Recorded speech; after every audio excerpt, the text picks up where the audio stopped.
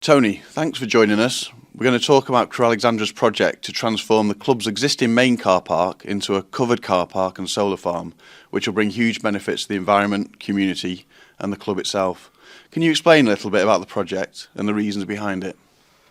Yeah, we've been thinking about what to do with our car park for some time now, because pre-COVID it was every day it was full of cars as people were using it to go on the trains to London, etc. But during the COVID period it was empty a lot of the time, and was therefore becoming a bit of a financial liability in many ways. Secondly, we also are facing quite significant increases in our cost of power, like everybody is out there at the minute. So we looked at what options we had to work on the car park to make money for us, better money for us, and came up with the idea that it was an ideal site to put a solar farm on, a flat surface, and also keep the car park for the use of supporters and other users in the town.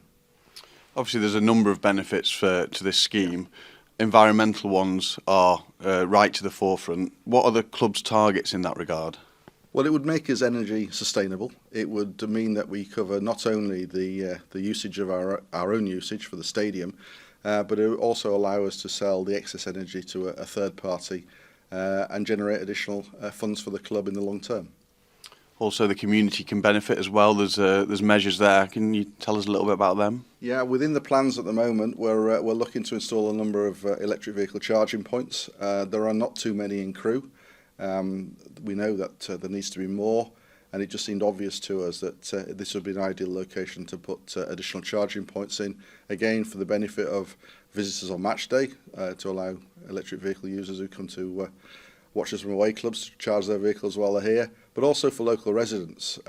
It's very difficult to install electric vehicle charging points when you've got terraced houses, which we have around here. So it occurs to us we could bring a community benefit by installing a number of vehicle charging points which are available for public use. And of course our supporters will want to know about the benefits for the club itself, which are obviously equally important. Yeah. Can you explain a little bit about the project from a financial sense and what it can mean? Yeah, we don't have at this stage agreed financial costs of the project, but it's a number of millions of pounds. So the idea is that we'll have a payback over time, and once we've paid back, we're going to have to borrow money to do this. And once that payback has been achieved, it'll provide a long-term financial benefit to the club, which will obviously add to club funds.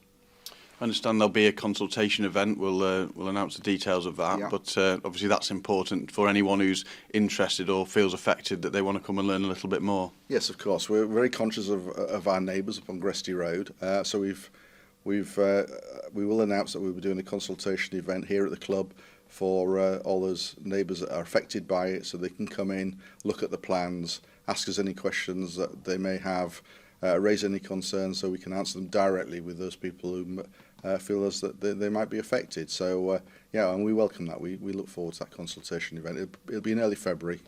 It'll be announced near the time.